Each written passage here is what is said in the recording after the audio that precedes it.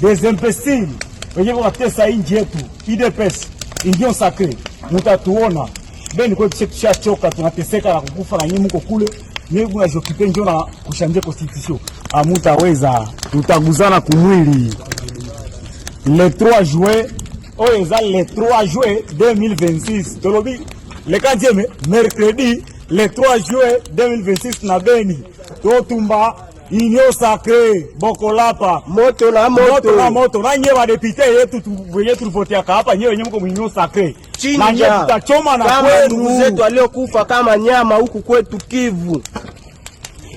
Moto na moto, tous les députés on va tirer.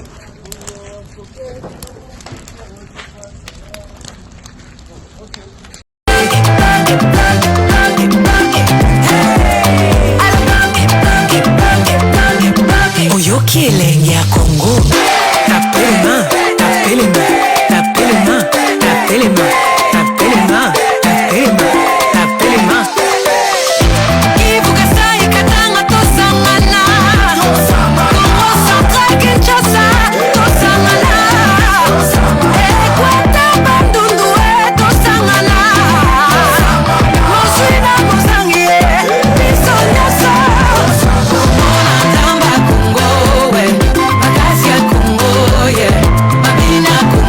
Chante avec moi, moi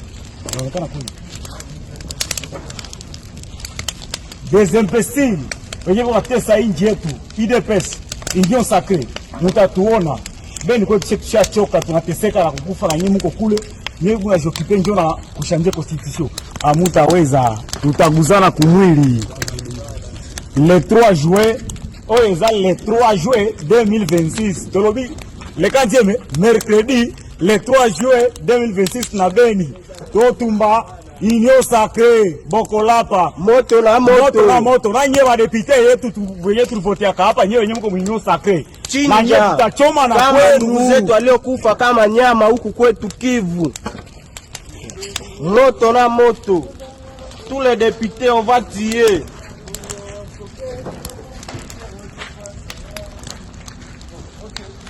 Peuple kassayen bozala na maturité, peuple kassayen bozala na maturité. Balobi zongo bozoka te dika rapport. Peuple kassayen bozala na maturité, peuple kassayen bozala na maturité. Balobi zongo bozoka te dika rapport. Basoni à la vie, basoni à salis. À propos du conflit dans l'est de la RDC, Monsieur le Président, le soutien du Rwanda au M23 est aujourd'hui documenté par les experts de l'ONU. Les États-Unis ont imposé des sanctions à l'armée rwandaise et à certains de ses responsables.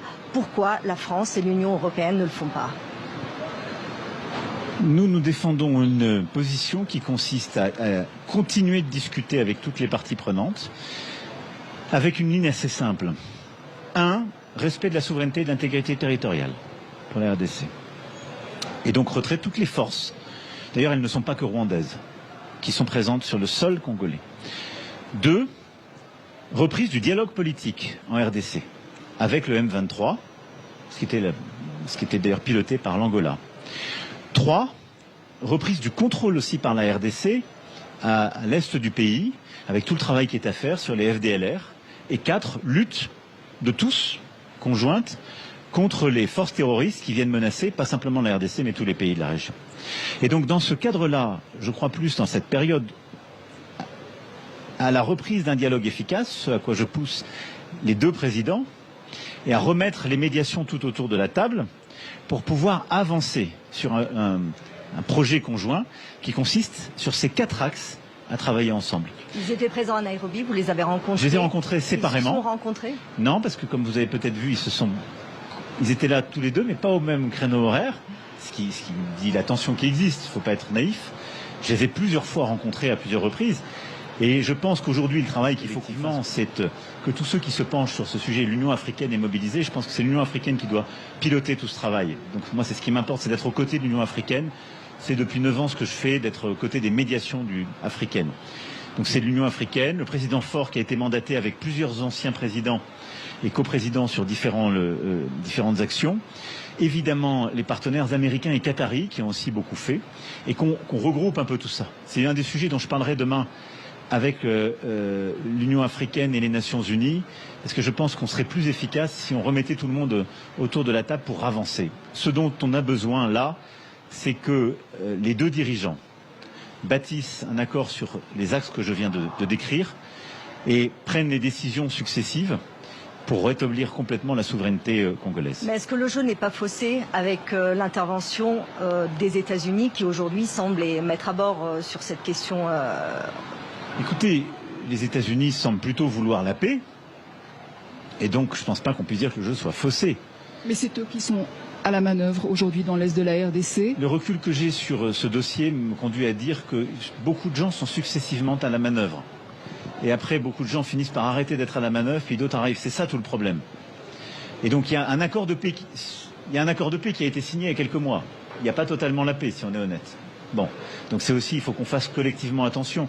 Donc que les États-Unis s'engagent, c'est très bien. Je pense qu'il faut revenir sur les principes.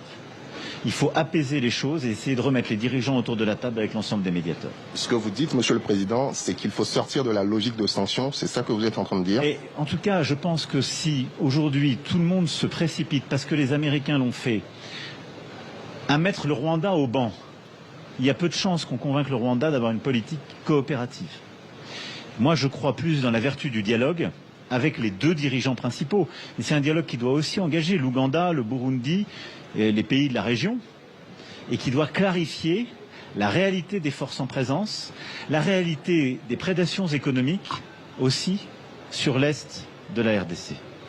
Mais je crois qu'il faut avoir dans ce temps-là, c'est ma conviction et c'est ce que je ferai pour la France, un dialogue respectueux qui engage avec le président Kagame, le président Tshisekedi, ce travail, qui remette toutes les médiations autour de la table. Mais je vous ai dit, moi, quels étaient les objectifs que je crois justes et que la France poursuit. Après, Kouloutou Nanga Mokoboy, qui est dans les histoires de la franc-maçonnerie, a tout mis à Bimeleki. Nani a composé qui texte oya bino engagement nga bi na invité biso beto aki na salle to monika keye ba non yango yo abi me o bilo na biso to sakana ba pacte na biso to signaka ya franc-maçonnerie, sauf le fait place au bozo le balo propre tout ça biso to le baka j'aurais la tête coupée, mais yango yo penza bilo qu'on a biso to salaka na bien voilà. Donc oya bilo ko penza ba kotsa ki biso yango to ko signer on dirait ba mbrouya ki biso bon ça. Félix Tshisekedi, vraiment ça c'est deux gros esclaves de l'Afrique, plus Ouattara. Les trois, vraiment ce sont des esclaves qui parlent au nom de l'Afrique, mais qui n'agissent jamais, d'ailleurs, même pas au nom de leur peuple, à plus forte raison au nom de l'Afrique. Ce sont des imposteurs, ce sont des menteurs, ce sont des esclaves de ces gens-là. Les Congolais, ils ont beaucoup de boulot. Parce que Tshisekedi, c'est leur Ibeka. J'ai dit ça à Roch Kabouré. Ils disent que l'autre doit partir. La MONUSCO doit partir. Mais celui qui ne veut pas que la MONUSCO parte, en vérité, c'est Tshisekedi. Donc, Tshisekedi, c'est le problème, la MONUSCO, c'est les conséquences. Bien que la MONUSCO est là avant que Tshisekedi ne vienne, Tshisekedi est une continuité des impostures au niveau de la présidence du Congo. Donc, si Tshisekedi ne fait rien pour chasser la MONUSMA, il faut faire partie de Tshisekedi. C'est ça qu'on a fait à Ibeka. On sortait pour chasser la France, Ibeka a dit qu'on est des terroristes. Macron dit que non, on fait l'apologie du terrorisme. Donc, Ibeka nous a traités conformément aux injonctions de Macron et aujourd'hui, vous savez comment l'histoire s'est terminée. Donc, ce qui attend le peuple congolais, c'est de bien organiser, bien orienter la lutte. Il faut que Tshisekedi soit leur cible principale parce que Macky Sall, on sait que les élections à venir, il n'ira nulle part. Merci beaucoup, Excellence Monsieur le Président de la République. Je suis Monsieur Anissé Mbouragana, patron de APIC Télévision, mais je travaille en réalité à la RTNC, je suis présentateur les émissions en anglais. Ah, ok. Alors, Monsieur le Président, lorsque j'ai appris que vous allez organiser une conférence de presse, j'ai eu tout de suite des palpitations stomacales. Allez tout droit à la question, on n'a dit pas de commentaires. Madame. Allez-y, monsieur Anissé. Tolérance. Ça veut dire que vous avez accepté de nous affronter, nous journalistes, même si on nous met dans un climat où on doit courir. Sportivement. Sportivement. Monsieur le Président, si on doit vous affronter avec mes moyens, je ne crois pas que vous allez tenir. On n'est pas dans un ring de boxe, hein, donc allez-y. Il y a pas Merci beaucoup, Monsieur le Président. J'ai un point de vue contraire au vôtre, dans votre manière d'aborder la situation sécuritaire dans l'Est de la République démocratique du Congo. Vous êtes trop diplomate. Je dirais même que vous êtes le premier diplomate du monde actuellement. C'est une question, un commentaire. Vous avez beaucoup voyagé, mais je vais vous opposer 3 hommes, 3 auteurs qui disent les... Non, monsieur Anissé. Madame, s'il vous plaît. Passez à la question. En termes de dissuasion, pour moi, je pense que c'est le volet militaire. Donc, militairement, il faut que le Congo soit fort. Mais le président de la République est plus diplomate et maintenant, il compte particulièrement sur les États-Unis d'Amérique. Ce qui n'est pas mon point de vue. On a compris la question, merci. Madame. S'il vous plaît, si on va dans tous les commentaires, dans les points de vue, dans les conseils, on ne va pas... S'il vous plaît, madame. Il y a encore beaucoup de questions. Végès est un écrivain romain qui disait « Si vis pacem parabellum », c'est-à-dire qui veut la guerre, qui veut la paix prépare la guerre. Qui veut la paix prépare la guerre. Le deuxième auteur que je vais citer, c'est Nicolas Machiavel, qui dit ceci. Un bon chef, c'est celui qui sait conquérir le pouvoir, qui l'exerce, mais pour le conserver le plus longtemps possible, ne jamais compter sur une force extérieure. Troisième auteur que je vais vous citer, qui disent le contraire de ce que vous faites, c'est-à-dire trop de diplomatie, c'est Obama à la Maison-Blanche, à qui j'ai posé une question, j'ai couvert des activités à la Maison-Blanche. Obama a une question, s'il vous plaît, soyez tolérants, a une question que je lui ai posée, pourquoi ne faites-vous pas assez d'efforts pour mettre fin à l'adversité qui règne dans l'Est de la République démocratique du Congo? Il me répondra en disant que l'avenir de la RDC appartient aux Congolais. Merci. Alors, par rapport à Trump, avec qui vous avez signé le deal, j'ai l'impression que le président se concentre davantage sur le deal en lieu et place de peaufiner des stratégies avec notre armée pour mettre fin à la guerre. Alors, ma question, Monsieur le Président. Goma et Bukavu seront libérés quand? Je m'adresse au Président de la République. Deuxième question. Ah, non, une seule. S'il vous plaît, vous n'êtes pas seul ici. Par respect à vos autres confrères, s'il vous plaît, on prend la seule question. On a écouté vos avis et commentaires, c'est bon. Merci, Merci beaucoup, Monsieur le Président. Merci, M. Anissé. Je vous inviterai alors à continuer ce débat si vous le souhaitez. Voilà. Vous nous faites ce reproche d'avoir été trop diplomate. Je peux vous le comprendre. Mais vous devez savoir qu'un civil comme moi qui n'a, mais vraiment alors là, aucune notion militaire, et qui n'en a jamais d'ailleurs eu de sa vie, le premier réflexe lorsque une telle situation arrive, c'est bien sûr celui de la diplomatie. Mais je dois vous avouer aussi que c'est après avoir fait une analyse sincère. Vous vous rappelez qu'en 2023, c'était au moment de la campagne électorale, je crois que c'était le dernier jour de la campagne électorale, j'avais parlé d'escarmouches.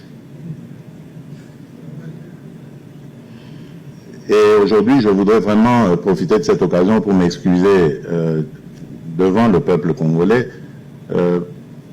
pas parce que je n'avais pas envie, que je me suis dégonflé, comme on dit, mais simplement parce que j'avais reçu de fausses informations concernant notre armée. Et si aujourd'hui, d'ailleurs, vous voyez toutes ces interpellations qui sont prises, c'est l'une des conséquences. C'est-à-dire qu'il y avait une réalité qui nous avait été cachée dans cette armée. On ne va pas à la guerre avec une armée qui est totalement désorientée, décomposée, désorganisée. J'ai dit il y a quelques mois ici, en parlant de l'état dans lequel j'avais trouvé notre armée, en disant que nos militaires étaient vraiment à l'état de clochard. Il y a une certaine opinion qui s'en était offusquée, mais ce n'était pas faux. Lorsque vous avez des militaires qui sont appelés au front, mais qui sont dans l'incapacité d'y aller sans leur famille de civils, femmes et enfants, parfois mineurs, incapables d'y aller en les laissant seuls derrière parce que dès qu'ils se déplacent, ils n'ont plus de place dans le camp où ils habitent. Lorsque vous avez une armée où les militaires n'ont même pas de tenue, n'ont même pas d'armes ou de munitions pour aller au front, comment vous appelez ça? Et est-ce que vous pouvez imaginer ou projeter de faire une guerre en ayant une telle situation? Je ne crois pas. Il faut donc se rendre à la réalité et essayer de jouer sur toutes les possibilités, les manettes que nous avons. Et nous avons, moi je peux le dire aujourd'hui, fait vraiment des exploits parce que pendant qu'il y avait cette guerre, nous avons mobilisé les ressources nécessaires afin de pouvoir monter cette armée en puissance. Aujourd'hui, je peux le dire, oui, l'armée est montée en puissance, mais il reste encore, certes, beaucoup de choses à faire, mais nous avons réussi aujourd'hui à remporter des batailles. Nous n'avons plus une armée de capitulars, une armée, parce qu'en plus, ce que j'oubliais de vous dire, quand je parlais qu'on m'a caché des choses, c'est le degré d'infiltration ennemie dans notre armée. Ça veut dire des agents ennemis, des gens qui étaient dans notre armée qui, au fil des mixages et des brassages qui se sont faits, soi-disant, suite à des accords de paix, ont fini par miner cette armée de l'intérieur. Ce sont des choses qui ne s'aperçoivent pas comme ça à l'œil nu, mais qui, pour ce mal que nous avons vécu, ont apporté le bien de l'information. Aujourd'hui, nous savons que notre armée avait été infiltrée, notre armée avait été minée de l'intérieur et détruite de l'intérieur, parce qu'il y avait des plans machiavéliques visant à prendre une partie de notre territoire national. C'est ça la vérité. Et donc, face à cette dure réalité, on n'avait pas d'autre choix que de jouer la diplomatie au maximum. Et je crois que ça nous a réussi. C'est aussi une autre arme, la diplomatie. Vous ne devez pas la redouter. Lorsque le président Obama, que je respecte, dit ce genre de choses, mais bien sûr, il a été le président de la première puissance mondiale. Forcément, quand vous dites ça à un Américain, il va vous dire, mais non, mais défendez-vous, parce que c'est le réflexe qu'un Américain aurait. Cherchez votre solution vous-même. Et il s'est opposé.